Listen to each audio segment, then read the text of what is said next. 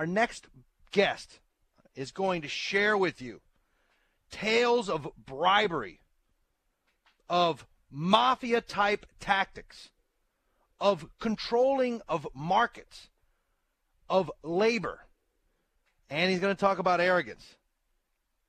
Now, he's currently the #1 best-selling author in the United States for his book called The Amateur. Ed Klein, welcome to the George Jarkesy Show. Hey, George, how you doing? I got to tell you, I was just taken back by the inside look that you had by interviewing more than 200 people that were close to President Obama over the years, and what you were, able to sort of bring public about how that works inside that White House there.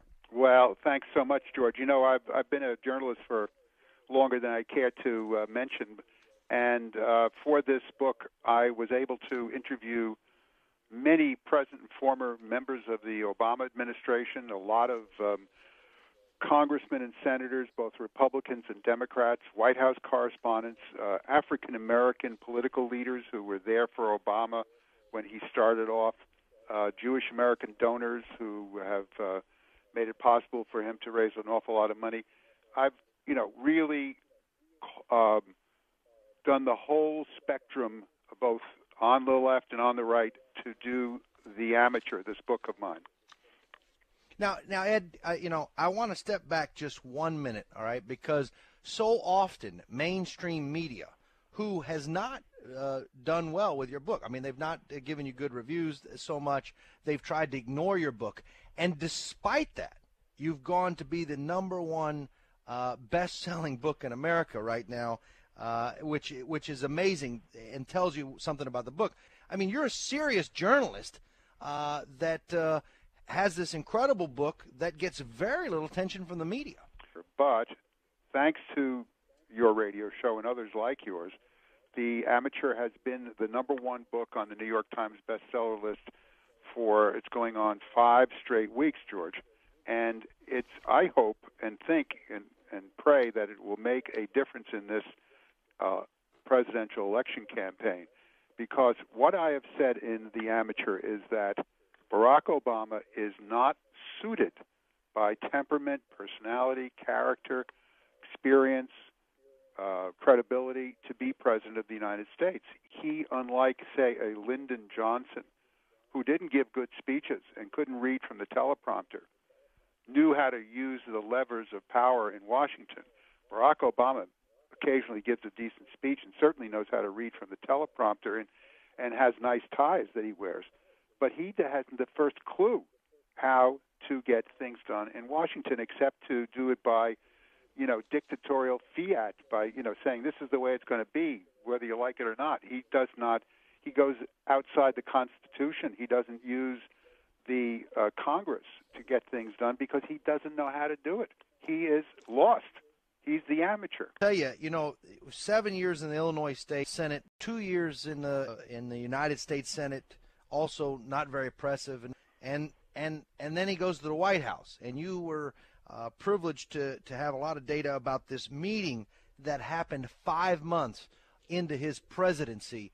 Can you tell us about that meeting that he had at the White House? Sure. He invited, yes, of course, George. He invited 9 historians, all of them very liberal, to his presidential historians, to the White House after he was there for only 5 months and 10 days. And during that period of time, during this dinner, when he was eating lamb chops and holding forth about his views, he made it plain that his view of what he ought to be was what he called a transformational president. He wanted to transform the United States into his vision of what it ought to be. He said that he believed in what is called state capitalism, meaning that the government, in cahoots with big business and big unions, should run things from Washington. This was tried by Mussolini in Italy during World War II and before that, and in Europe, and it has never worked, of course. After this little speech he gave, he said that he was thinking of calling his administration the new foundation.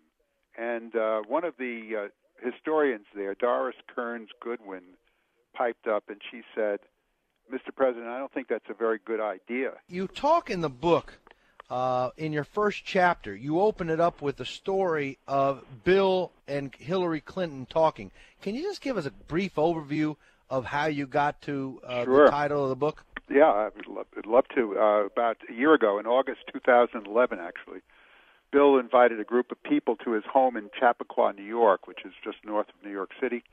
And Hillary was there, Chelsea was there, and a bunch of friends and political hangers-on. And he revealed that he had done a secret poll that showed that Hillary, if she ran against Barack Obama in the 2012 Democratic presidential primaries, could beat him. She didn't want to do that. She felt it wasn't loyal. But Bill then went on to say why he thought she should run. He said, the people around Barack Obama don't have a clue about what they're doing. They don't understand how the real world works. They've lost us our AAA credit rating for the first time in American history. And as far as Barack Obama is concerned, Barack Obama, said Bill Clinton, is an amateur. And that's how I got the title for my book, The Amateur.